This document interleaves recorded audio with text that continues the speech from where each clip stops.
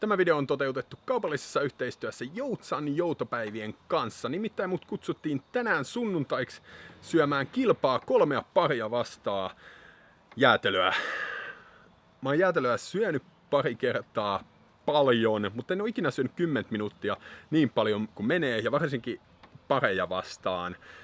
Pieni jännityksen poikanen on, että pärjäänkö mä vielä 2 ihmistä vastaan syömisessä, mutta mulla on ihan hyvät fiilikset. Mä uskon, että aika koville mä pistän, jos nää nyt jotain ihan perusjamppoja ketä mua vastaan tulee, niin heidät.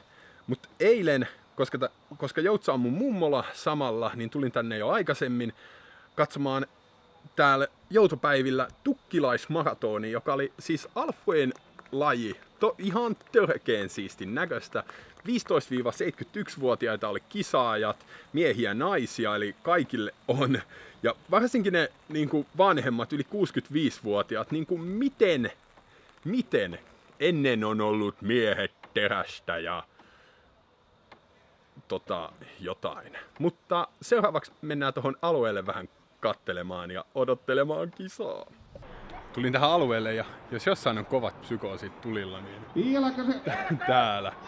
Pellehyppyjä nimittäin. En malta ottaa, että mä pääsin siitä vaan syömään jo. No niin, eli tässä meillä pöytä on valmiina. En tiedä nyt, että ketkä mulle tuli. Tästä tulee haastajat. Alta vastaajana. Minkälaiset fiilikset on? Vedin tossa just leppukahvit alle, että mä voin tulla sinne seuraamaan kilpailua vähän lähempää. Rohkeasti vaan siitä. Mut se lämmittää vähän niin laukkua valmiiksi. Mikäs teillä on? Ihan hyvät fiilikset.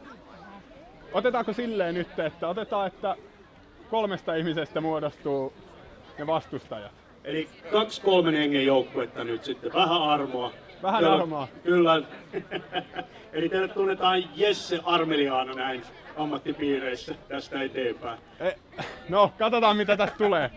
Mut lisää kilpailua siihen, niin tulee haastetta. Joo, täytyy nyt jotain haastetta olla. Kyllä. Teiltä odotetaan kovaa suoritusta. Te edustatte kuitenkin teidän lääniä, aluetta, kotikylää, perhettä. Seuraavaksi kilpailuun. 5, 4, 3, 2, 1. Jos jonnekin kilpasyöminen sopii, niin markkinoille, nimittäin tällaisia markkinoille mun mielestä pitäisi olla. Eli siellä on kaikkea tosi paljon erilaista. Ja esimerkiksi kilpasyömistä ihan hupimielessä pidetään siis hauskaa. Toki mä oon niin kilpailuhenkinen, että mä en edes tällaisessa hupikisassa pysty ottamaan rauhallisesti, vaan vedin ihan täysiä, on kunnon tryhard. Toisaalta mulla oli 2 joukkuetta vastassa, jossa on molemmissa 3 henkilöä. Hyvin menee, miltä täällä näyttää. Katsotaan vähän näitä jäätelöannoksia kokoon. Joo, kahvia sekaan vaan ja hyvin menee. Ei saa puhua ruokasuussa, täytyy olla tapoja sekään vähän. Kahvia sekaan vaan, niin menee helpommin. Kilpailun tarkoituksena oli syödä 10 minuutissa niin paljon jäätelöä kuin jaksaa. Jokaisella oli edessä 2,5 litran kippo jäätelöä, mulla niitä oli 2. Pari vuotta sitten järjestettiin jäätelön syöntikilpailu Suomessa, missä oli aika 15 minuuttia ja voittaja taisi syödä 3 litraa jäätelöä siellä. 3 minuuttia suunnilleen kulunut, että vasta 1/3 valtaisesta on Ja saa tosiaan juoda näemmä myöskin kulhosta, että jos se menee helpommin juomalla ja nenää sai käyttää myös niin kuin sanottiin, niin... Mutta muistakaa silti hyvät pöytätavat.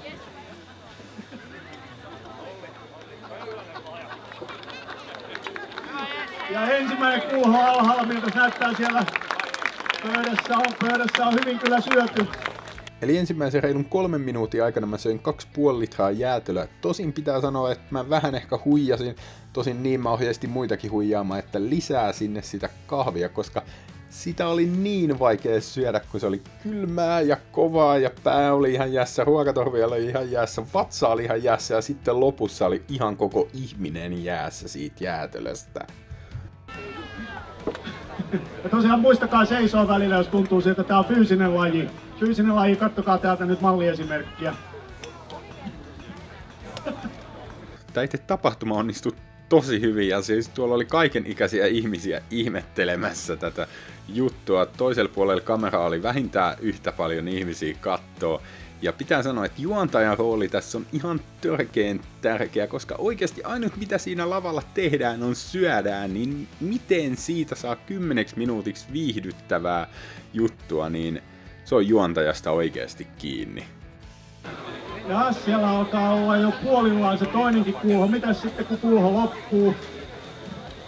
Oliko lisää jäätelöä vai käyköhän sitten seuraavan kulhon kippuu jostakin pöydältä? Ikävä kyllä tuossa 5 minuutin kohdalla mä rupesin huomaamaan, että 5 litraa jäätelöä ei riitä mulle mihinkään. Et jouduin vähän hidastelemaan. Mä olisin varmaan pystynyt syömään 10 minuutissa 7,5 litraa jäätelöä, jos olisi pitänyt kunnolla puskea. Lopputulos oli se, että minä söin 5 litraa jäätelöä ja molemmat joukkueet söivät 4,5 litraa jäätelöä, joka on myös kova tulos ottaa huomioon olosuhteet. Alkaako kulho olla tyhjä kohta? Nyt kannattaa pitää niistä kulhoista kiinni, koska täältä tulee kohta kaveri, joka vie teiltä kulhot enää edestä. Mikä näissä tapahtumissa on mahtavaa on se, että mä pääsen tapaamaan ihmisiä, näyttämään, että nämä mun videot on ihan aitoja. On se siis hyvä tai huono juttu, että mä pystyn syömään oikeasti näin paljon. Ja ehdottomasti laittakaa kommenttia, jos te näitte mua Joutsan joutopäivillä ja tulitte juttelemaan. Ja siitä, että minkälaisen kuvan te saitte musta, koska ketä ihmistä ei kiinnostaisi, mitä muut ihmiset ajattelee hänestä. Vaikka mitä väittäisitte, ei mua kiinnosta mitä muut sanoo. Mutta siinä oli nämä voiceoverit ja nauttikaa kesästä. Peli poikki!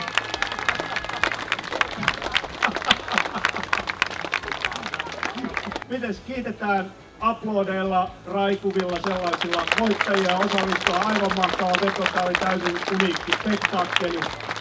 Miten kun sä lupasit tosiaan kilpailuhenkisenä kaverina käydä leistauttamassa sen hypyn, niin käytte nyt vetää sen saman tien sitten? No voin mä sinne käydä hyppäämässä. Kun loppu jäätelö kesken, niin ihan hyvä tää olo tässä kuitenkin on.